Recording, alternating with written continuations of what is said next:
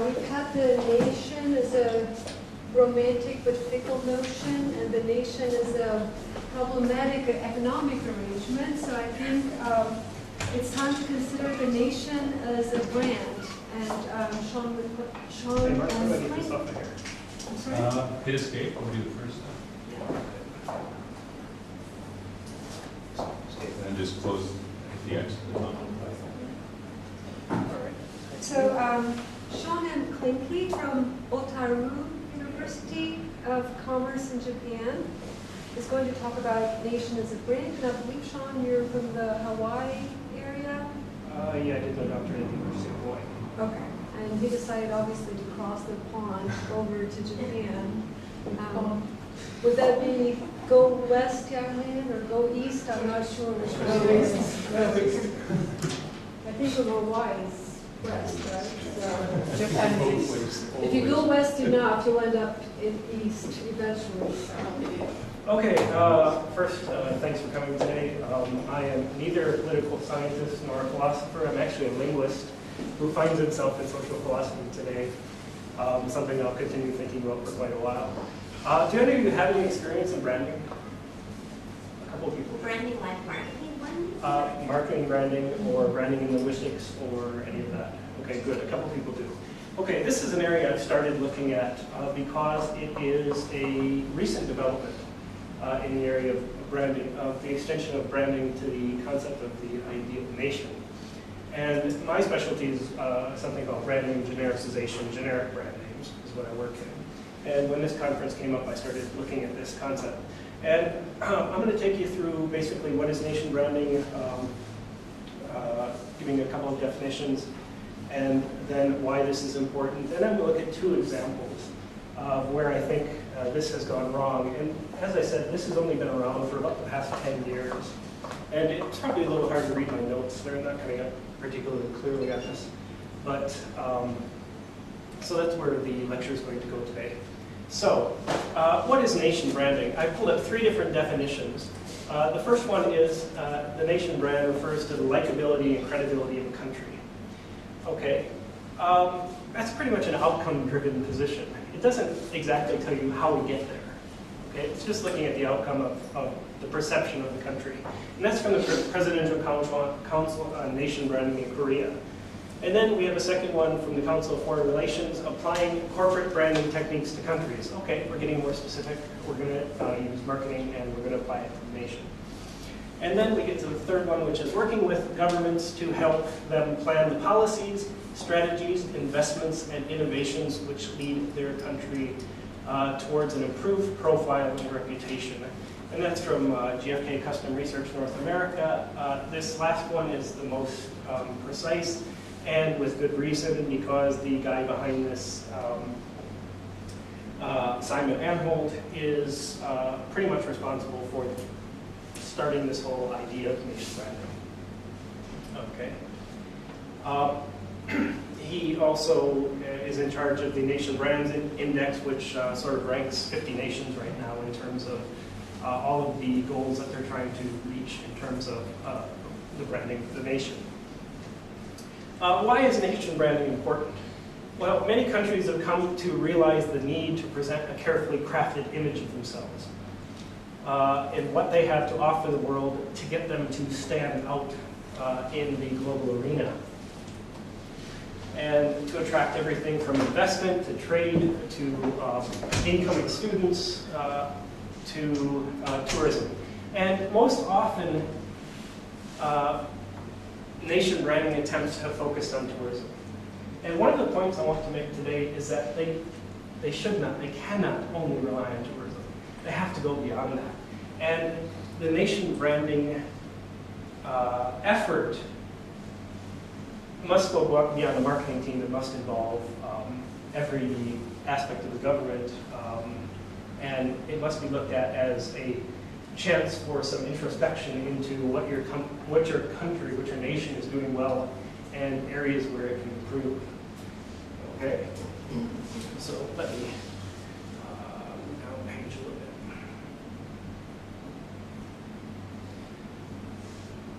bit. Okay.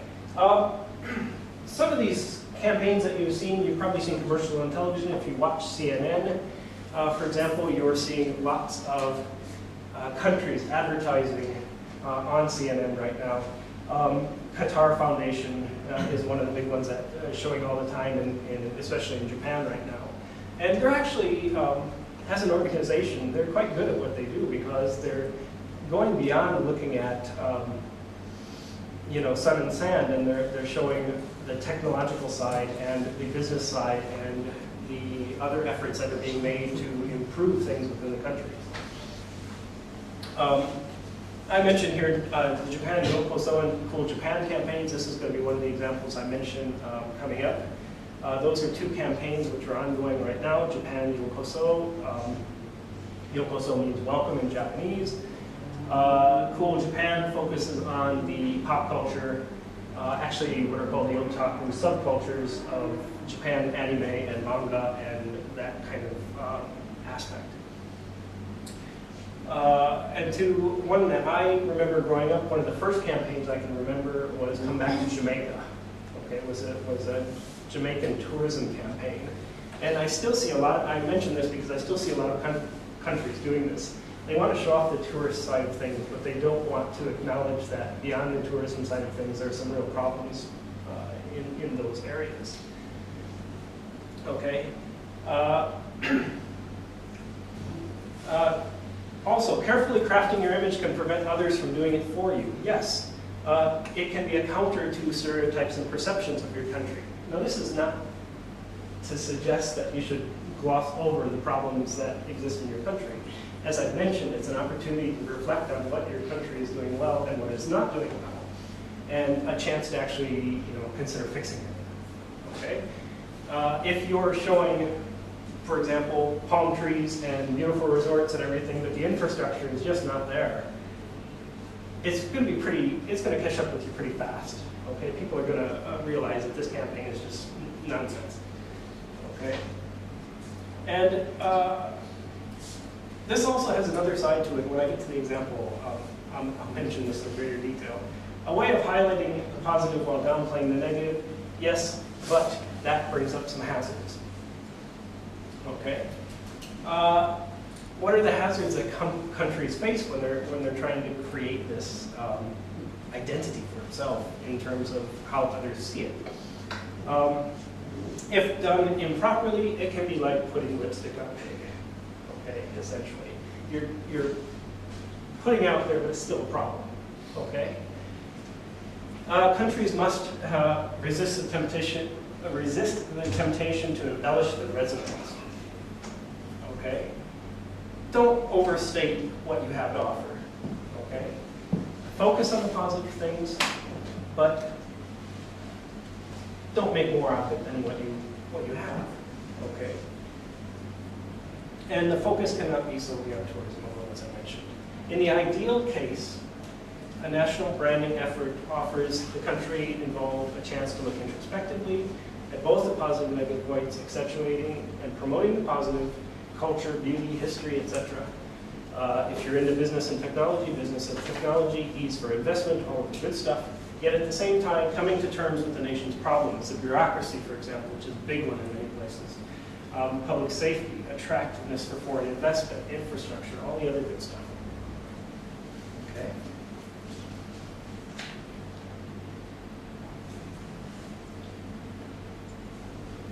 How am I doing the time? Perfect. Okay, I want to talk about two missed opportunities. Do we have anyone from Romania? Good. Because we have France. I'm going to stay away from France right now.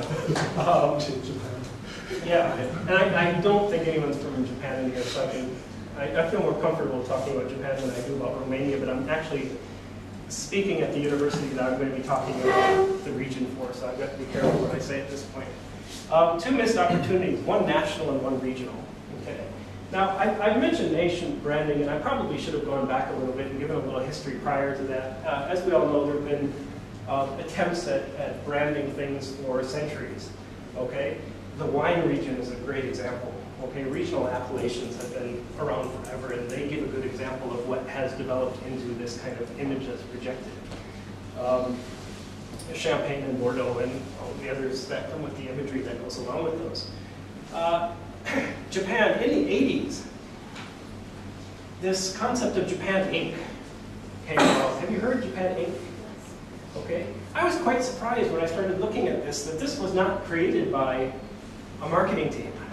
This was created by foreign economists to describe the relationship between the Japanese ministries and the business interests within Japan. Okay? This came as quite a shock to me because I thought this was a branding effort. Because it really does fit Japan to a T. Okay? And I've lived in Japan for 16 years, and it really describes Japan quite well. But the government has never embraced the concept of Japan Inc. Mm-hmm. Yeah. And I find this as you know, shoulda, woulda, coulda. They should have done it. Okay? And instead, they decided to go for Japan Yokoso, which violates one of the great rules of branding, is when you're putting your image out there, make sure the audience understands it. Because if you don't speak Japanese, you have no idea what the Yokoso means. Okay? And then there was a second campaign, and this campaign is still going on right now. Japan Yokoso is still a campaign that the government is still working on, but they come up with a second idea. And this is a pet of one of the prime ministers. And Japan has had quite a lot of prime ministers, okay? And they tend to rotate quite quickly. It's the Cool Japan campaign focusing on the otaku subcultures. When you start focusing on subcultures, you're getting away from the mainstream, which is one of the potential problems that we have with this. Okay? Yes, there are places, particularly France, where manga and anime do quite well. And some of the other places where Hello Kitty and some of the other things have done well. But this is not what you want to base your national identity on. Okay? Which comes off to me as being quite childish, okay, to tell you the truth. For which there's a limited audience.